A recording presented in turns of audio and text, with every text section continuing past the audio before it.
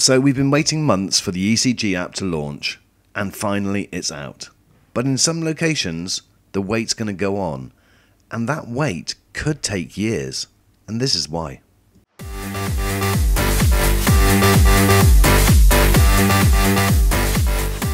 Now, one of the most anticipated features of the Series 4 watch when it was launched was the ability to do an ECG. A device as small as an Apple Watch being able to actually do a medical ECG was groundbreaking. Now that application has finally launched. It is now available.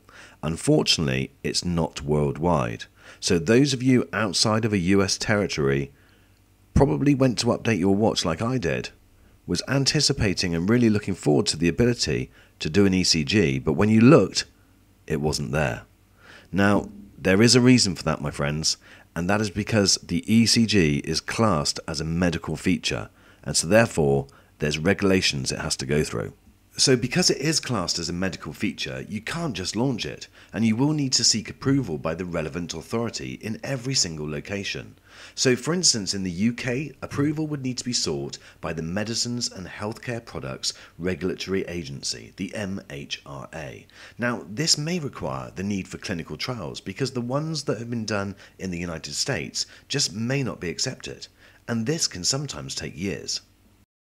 Now, the website 9to5Mac reached out to the MHRA and they said that you may need to carry out a clinical investigation as part of the process for obtaining a CE marking for the medical device. Now, a CE marking is effectively a standard which allows products to be sold within Europe, and anything that doesn't have that CE marking just cannot possibly be sold. And because this is a medical device, it is highly likely it would need to go through those clinical trials.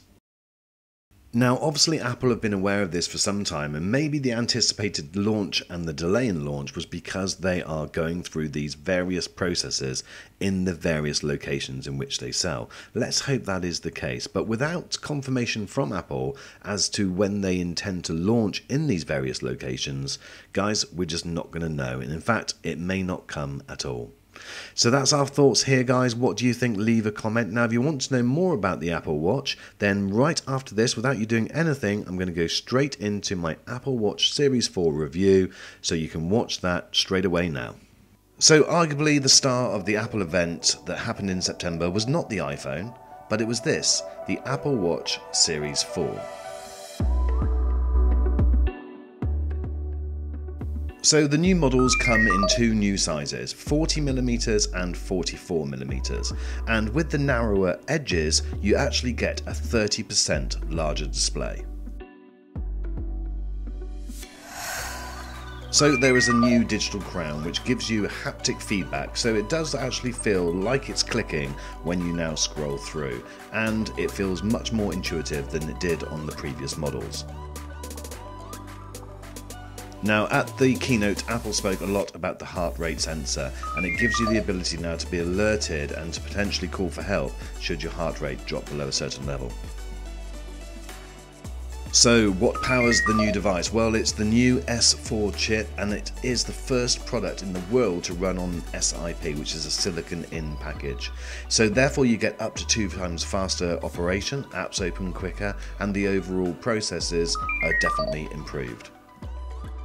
So the mic has been moved to the other side, and that helps with phone calls so that you don't get the echoey feedback that you sometimes got previously. And on the same note, you've got an improved speaker which is 50% louder, it's bigger and more powerful than in previous models, and it works very well with the walkie-talkie feature. So one of the benefits of having a larger display is that you can get a lot more information on. Now, all of the list on the right hand side are all different bits and pieces that you can add to the infograph display, so you can really customize it and have exactly what you want on there. So if you want world clocks and a stopwatch, for instance, you can do it. So each of those corners and each of the middle parts are fully customizable and interchangeable.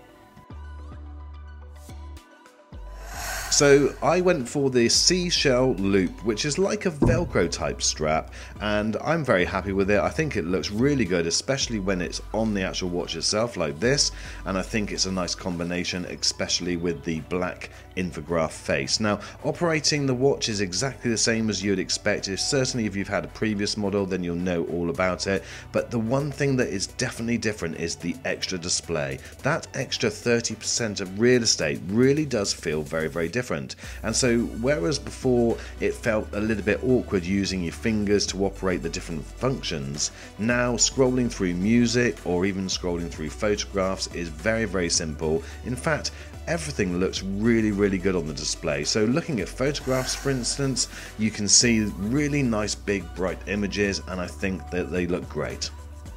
So definitely this is the biggest step forward that Apple have made in the watch improvements, and I think that certainly if you're on a Series 1 it's definitely worth the upgrade, and probably if you're on Series 2 and 3. I'll be doing some comparison videos to show you some of those changes and some of those differences, so make sure you hit the red button and subscribe. But I hope you found this video useful. I'll see you on the next.